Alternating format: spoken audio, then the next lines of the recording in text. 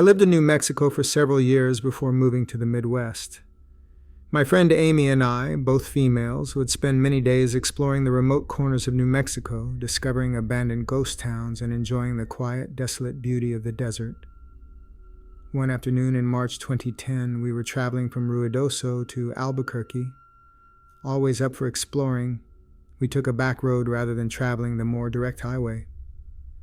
One leg of our journey had us on NM55. It's a remote, teeny-tiny two-lane highway. We loved those types of roads up until that day. This part of New Mexico is flat and desolate desert. You can see for miles, and there is virtually nothing except dirt and rock between towns. And towns can be miles apart, so we were on NM55 going north. After a few minutes, we saw a white pickup truck up ahead of us going the same direction. Suddenly, he stopped his truck sideways in the middle of the highway, blocking both lanes. We were about a mile away from him, and as we got closer, we began to get uneasy. We could see no reason for him to do this. We were the only other vehicle out there, and we began wondering if we should turn around rather than come up to him and have to stop. We were about a half a mile away from him when he pulled over to the opposite side of the highway, but his truck was still pointed the direction we were going. We tried to relax a little.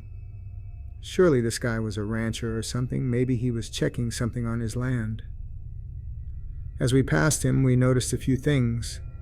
One, there was only one person in the truck, a middle-aged guy who never took his eyes off us.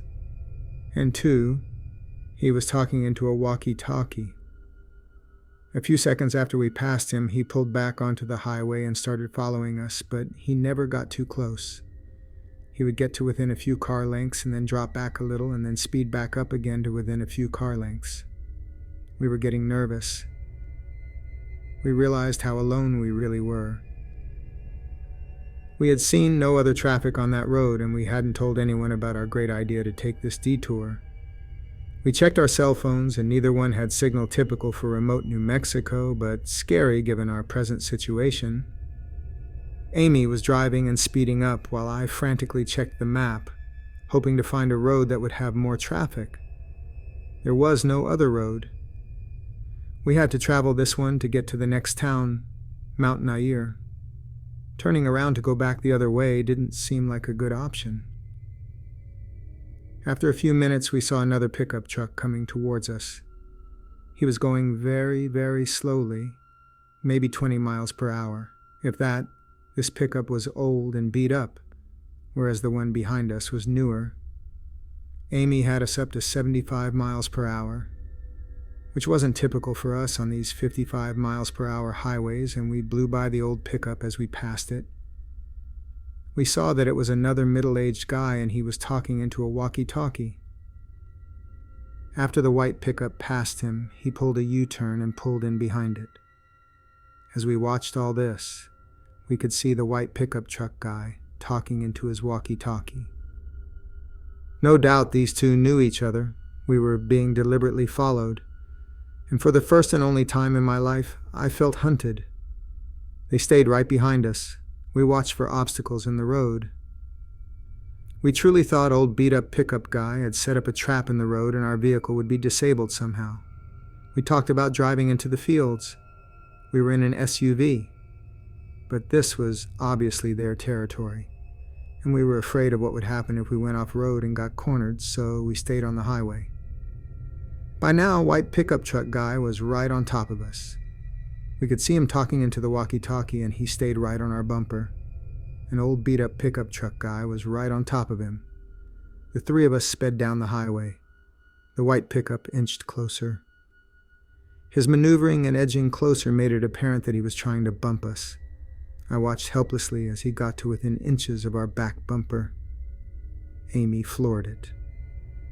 We were passing 80 miles per hour and edging up to 90 miles per hour. The road was flat and deserted, but any little thing going wrong would have been catastrophic. We absolutely were not going to slow down or stop if we could help it.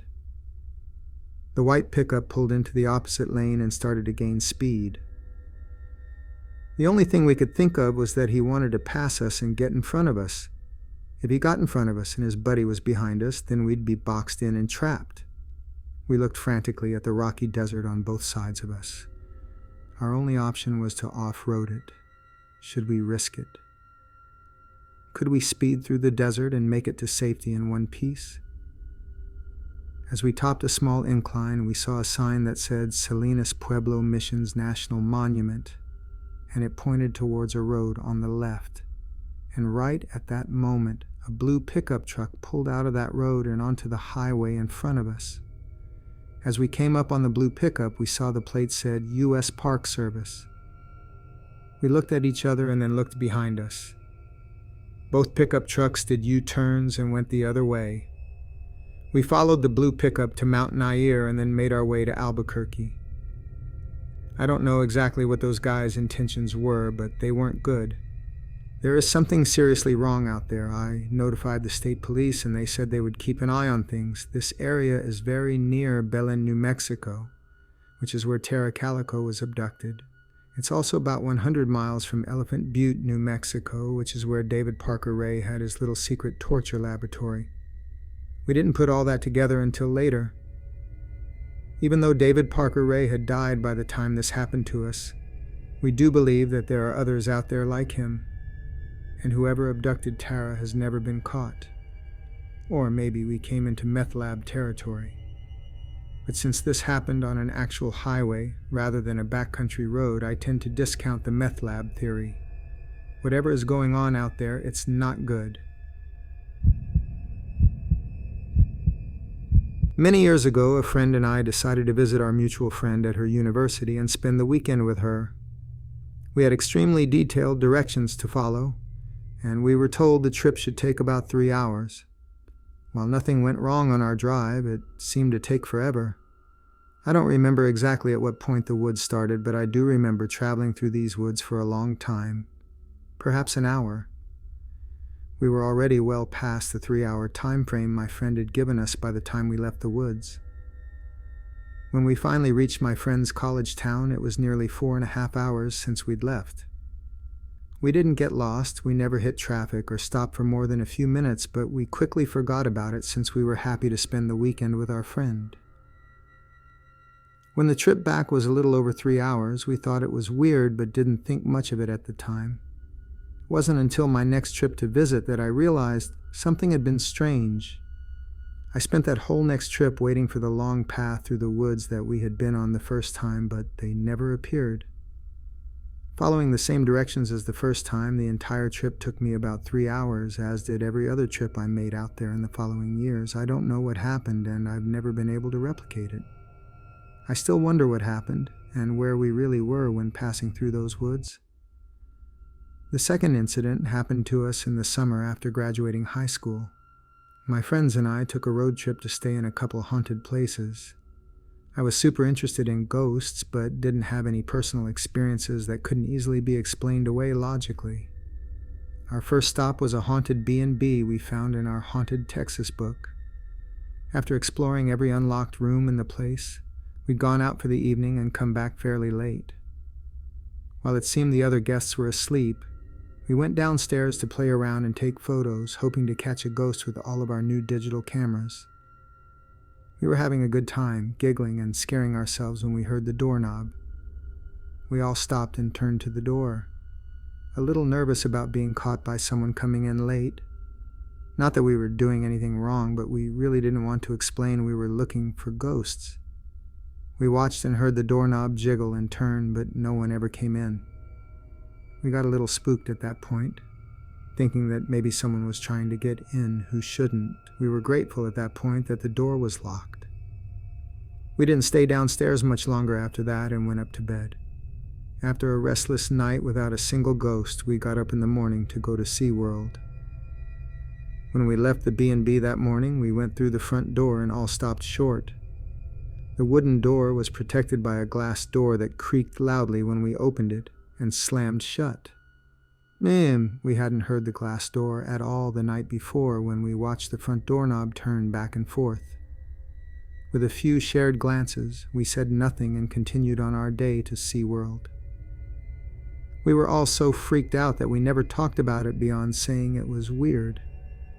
That was the only thing that spooked us through the entire trip, except for a few orbs in our photos and our own imaginations.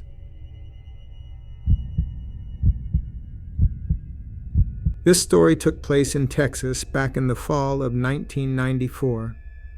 I was traveling from a small town outside Dallas called Grapevine and was heading to my duty station in Lubbock, Texas. I would never take this route again after what happened this night along I-20. I was traveling alone and had left around 7 p.m. on my road trip across Texas. If you've ever been to Texas, then you know that you can drive for hours on end and still be in Texas. Anyways, the story takes place about 30 minutes outside Abilene and would change my life forever. I decided to stop at a rest stop along the highway to stretch my legs and take a piss. I noticed a woman in a late 70s model Ford parked in the lot when I got out. I went and did my business, had a smoke, and before I left I noticed the woman still sitting in her car. So I walked over and knocked on the window, which startled her, and asked if she was okay or needed help. She smiled and said that her tire was flat, and that her battery had died while she was waiting here. I asked if she had a spare tire, and she said no. I asked if anyone was coming to get her. She said that her daughter was supposed to, but it's been several hours of her waiting. I asked where she was going, and she said Abilene, so I offered to give her a ride if she wanted. She started crying and said that would be wonderful. So we started heading to Abilene and making small talk. I told her I was in the Air Force and heading to Lubbock. She said that was wonderful and hoped that I really enjoyed it.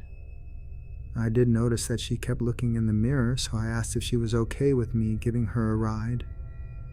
She smiled and said that everything was fine. She was just happy that someone stopped. So we finally get to her house in a small suburb just outside of town. She thanks me for her ride and hands me a scrap of paper with her home number on it. She asks that I call her when I get to my destination so she can know I made it safely. I thanked her and said I would, but I'd wait until the morning since I knew it would be late when I arrived in Lubbock. I arrived at Reese AFB late that night and stayed at the on-base hotel. I got checked in and took a shower and went to bed. The next morning, I got up and got dressed for the day and went to find my unit HQ. I didn't even think about the night before. I had so much to do checking squared away. It wouldn't be for another 2 weeks before I came across that scrap of paper with the number. I felt bad that I hadn't kept my promise to call, so I decided to stop what I was doing and give her a call. I called the number and a young woman answered the phone, so I asked for Sandy. The woman on the line said, "Who?" So I apologized and said maybe it was Sandra. She asked, "Who is this?" and I gave her my name and explained that I had given her a ride a couple weeks back. She said that I must be confused, and I read the number off of the paper in my hand just in case I dialed the wrong number.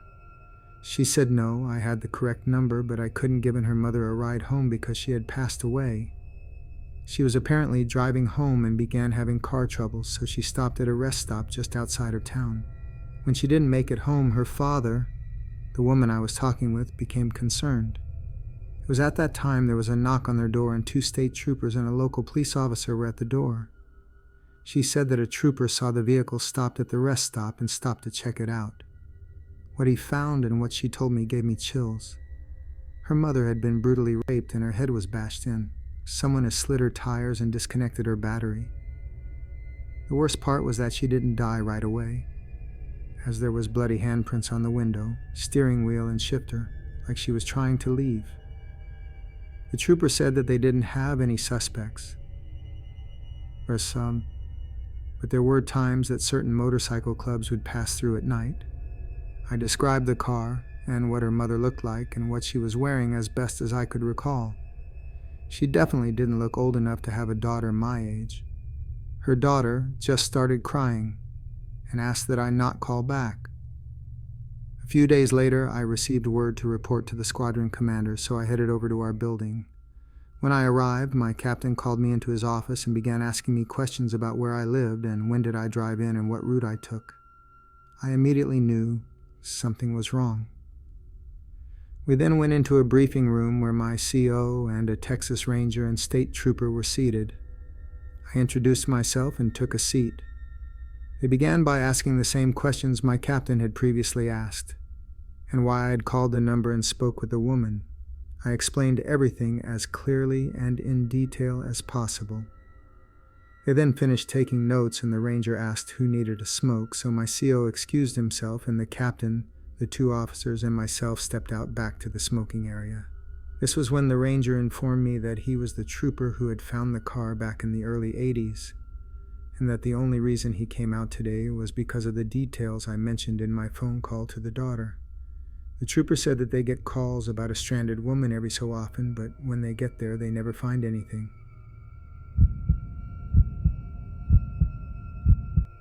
Alright, that wraps up the video. I really hope you enjoyed it. If you did, please leave a like and subscribe to the channel. It helps out a lot. Also, leave a comment below with your thoughts on the video. I basically read every comment, and if it's good enough, I'll respond to it, so make sure to leave a comment and I'll try to get back to you. Thanks for watching. It means a lot. Until next time, see ya.